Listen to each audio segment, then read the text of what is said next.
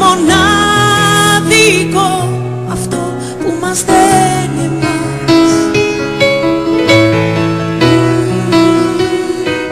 αυτό που μας δένει εμάς.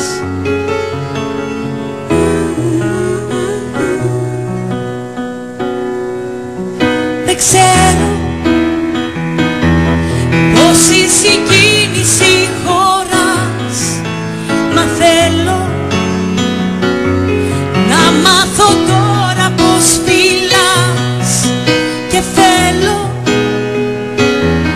να δω αν αντέχεις κι αν κρατάς, που φτάνεις όταν στα αλήθεια αγαπάς αυτό που μας δένει εμάς. Δεν θέλω να έχει όνομα, μα θέλω να έχει νόημα, να πεθαίνω και να ζω αυτό που ζούμε τώρα εμείς.